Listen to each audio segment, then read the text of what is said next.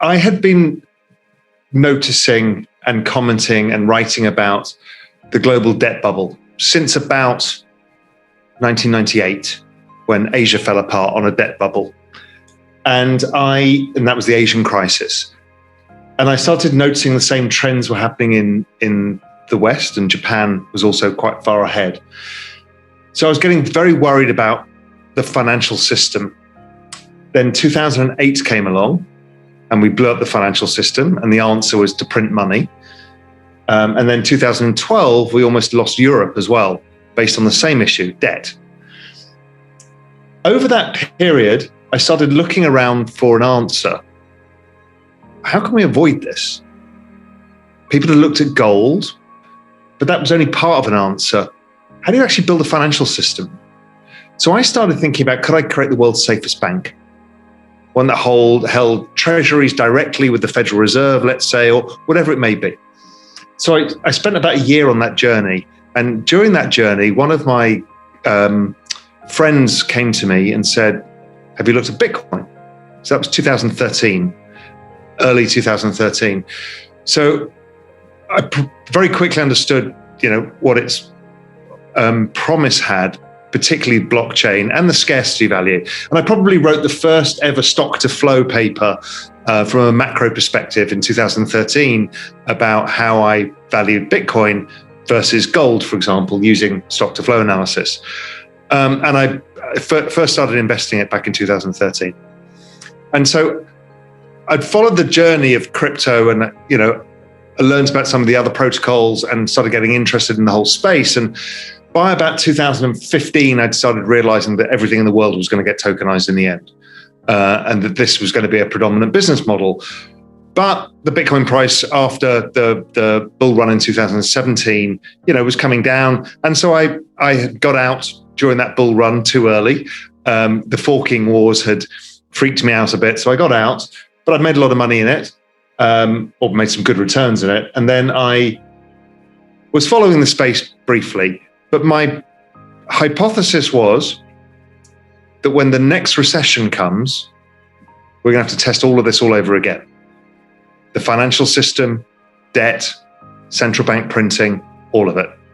And so I was waiting for that. And my work and analysis suggested it was coming in 2020, and had started in 2019.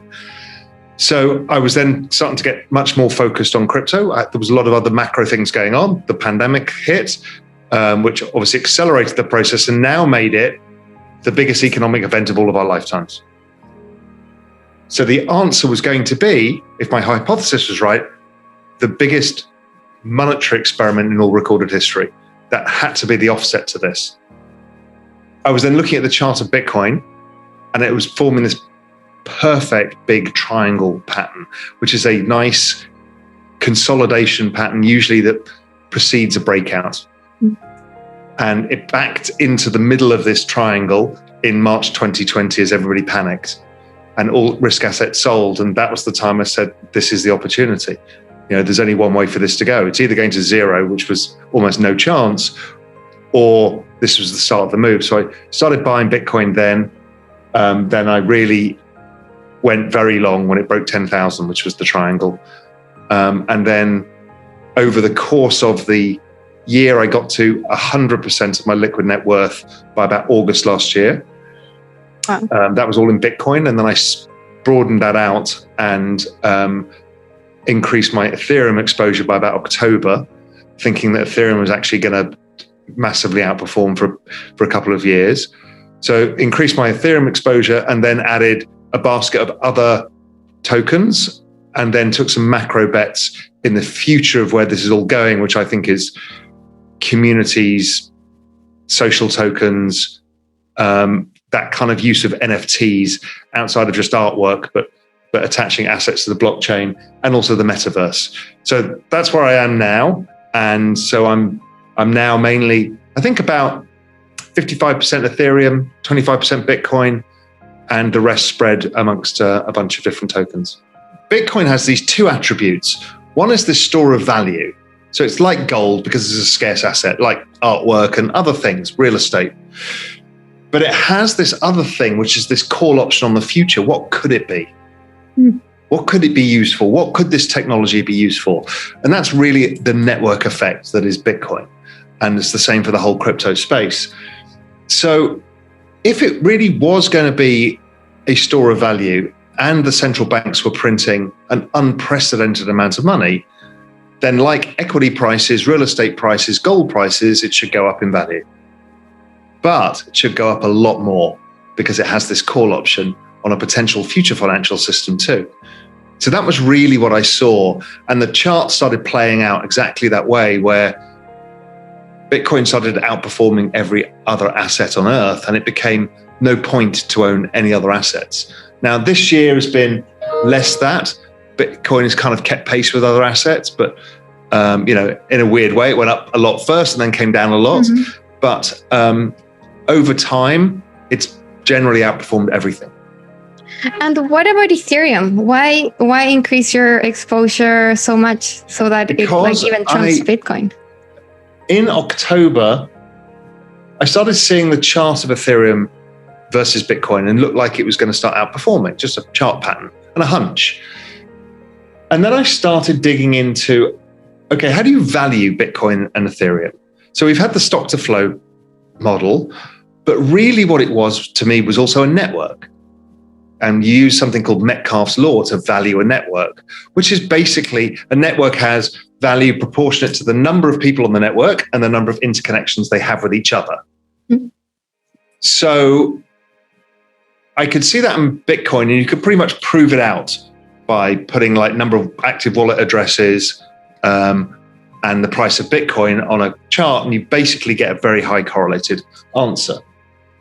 And I could see people attacking anybody who talks about Ethereum or other tokens online. So I'm like, I need to find out how you price Ethereum, because I have a feeling it's exactly the same as Bitcoin.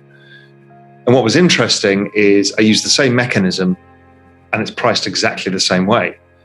But what was more surprising is the adoption of Ethereum was much faster than that of Bitcoin at the same stage. So I'm like, wow. And then you start realizing the number of things being built on it, the applications, the number of developers involved, and the speed of the increase of the number of users. So there's a lot of interconnections plus a lot of users. That was going to become very valuable. So then add a chart onto that again. Chart of Ethereum looked like it was going to break out, and that gave me everything I needed. And how are those charts looking now? Well, they continue to show that, even Ethereum has been having more volume in certain days than Bitcoin has.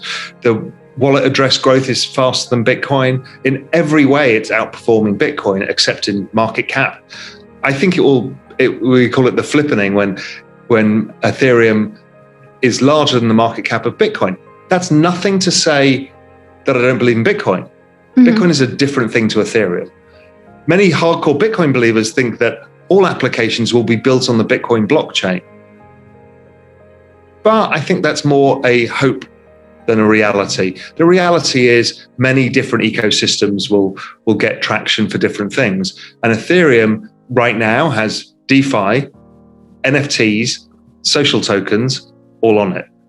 So it doesn't have to be money. The next part of the equation comes with the introduction of the EIC 1559 token, which essentially lowers the supply of Ethereum by burning Ethereum. And then there's the ETH 2.0, where we move to proof of stake, which again, will lower the gas fees, but also will lower supply even further. So it becomes a super scarce asset with massive use. So probability is it's going to do pretty well. Yes, my target still remains between 200 and 400,000. For in what time? Probably the next, I think the cycle extends somewhat. So I'll give it the next 12 months. And for ETH? At a minimum 20,000. And would that mean the flippening would happen? No, not quite. Later. Yeah, not quite. I don't think the flippening happens this time around. I think it happens maybe over time. So let's see, but it could do. Maybe the ETH 2.0 drives the flippening. Maybe it's a short-term boost. We have huge speculative blow off, collapse. You know what crypto's like. It's not very predictable in short-term time horizons. So it kind of goes where it goes. But if you say to me in 5 years' time, does ETH have a larger market cap than Bitcoin? Probably.